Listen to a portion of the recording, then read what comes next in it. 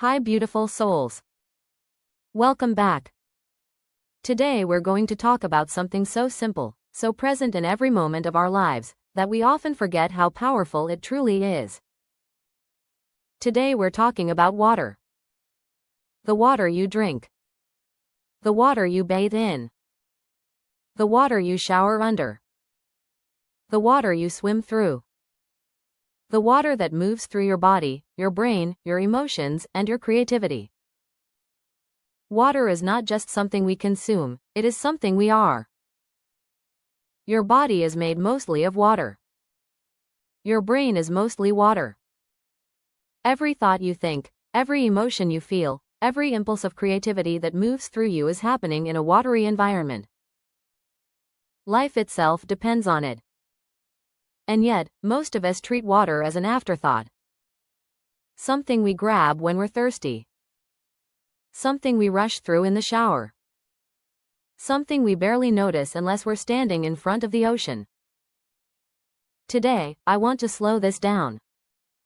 I want to invite you to feel water again, not just as a physical substance, but as a healer, a communicator, a regulator of the nervous system, and a mirror of the soul. Because water heals. Water aligns.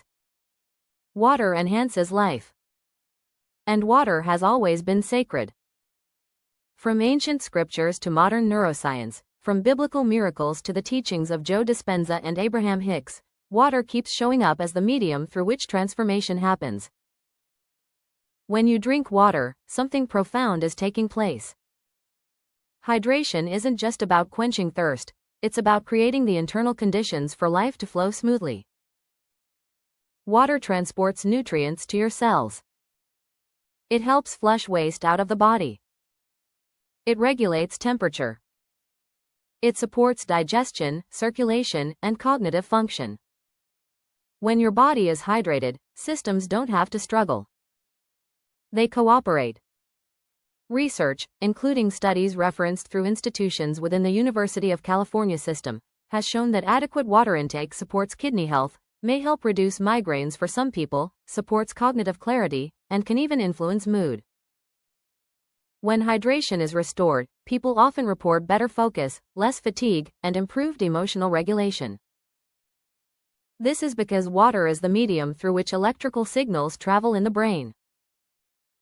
Your neurons communicate in a watery environment. When hydration is low, communication becomes inefficient. Thoughts feel foggy. Emotions feel heavier. Everything requires more effort. And effort is the opposite of flow. Abraham Hicks often talks about alignment, about being in the flow of who you truly are. When we're dehydrated, stressed, tense, or disconnected from our bodies, we're literally out of flow. But when we hydrate, when we soften, when we allow, we come back into harmony. Joe Dispenza teaches that when you change your internal state, you change your life. Water is one of the fastest ways to shift state. A sip of water.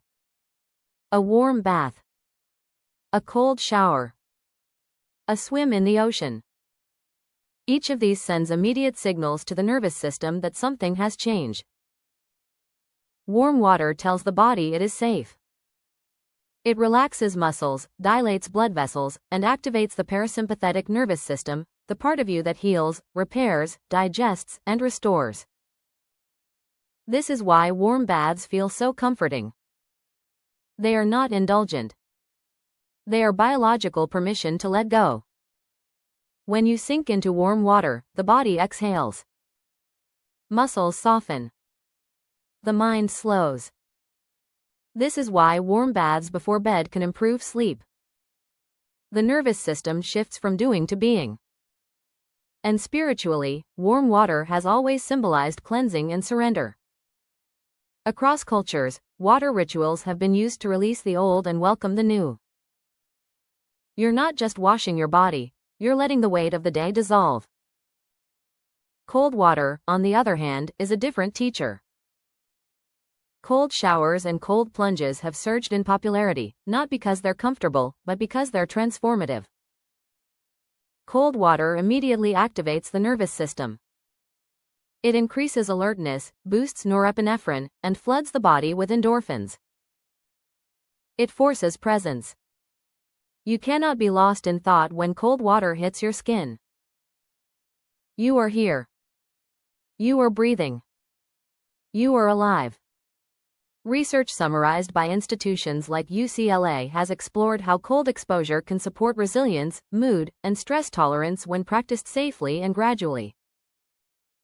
The key isn't punishment, it's relationship. Cold water teaches you that you can stay calm in intensity. That you can breathe through discomfort. That you don't have to panic when sensation increases. That lesson carries into life. Joe Dispenza often speaks about training the nervous system to remain coherent under stress. Cold water is one of the most direct ways to do that. You are practicing emotional regulation in real time. And then there is the ocean. There is something ancient that wakes up inside us when we stand near the sea. Researchers call environments like oceans, lakes, and rivers blue spaces, and studies have consistently shown that time spent near water supports mental health, lowers stress, improves mood, and enhances overall well-being. But you don't need a study to feel this. Your body already knows. When you look out at the horizon, your breath naturally deepens. Your problems shrink. Your thoughts slow down. Creativity expands because the nervous system feels spacious. There is room again.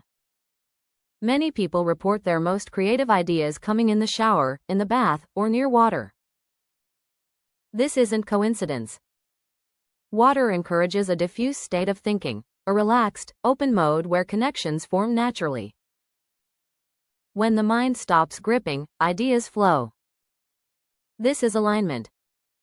Hicks teaches that when you stop forcing, the solution finds you. Water embodies that teaching. It doesn't push. It moves around obstacles. It yields and yet shapes mountains over time. Water shows us how power and softness coexist. Spiritually, water has always been associated with miracles. In the Bible, water is never just water. Moses parts the Red Sea, a passage from limitation to freedom. Jesus turns water into wine, transformation. He heals at the pool of Bethesda, restoration. He walks on water, mastery over fear and density. Whether you see these as literal miracles or symbolic truths, the message is the same. Water is the medium through which transformation occurs. Modern science doesn't diminish this, it reinforces it. We now understand that water exposure changes hormones, neurotransmitters, immune responses, and emotional states. We understand that hydration supports cognition and that natural water environments calm the brain. We understand that warm water soothes and cold water strengthens. The miracle is no longer mysterious, it's embodied. Water also teaches creativity through rhythm. Waves come in and out. Tides rise and fall. Nothing is static. Creativity thrives when we stop expecting constant output and allow cycles. Rest. Movement. Expansion. Contraction. When you honor your own cycles, drink when thirsty, rest when tired, soak when tense, plunge when stagnant, you align with the same intelligence that governs oceans and rivers. You don't have to force creativity. You have to hydrate it. This is why simple water rituals are so powerful. Starting your morning with a glass of water is not just hydration, it's a reset. It tells the body, we're beginning again.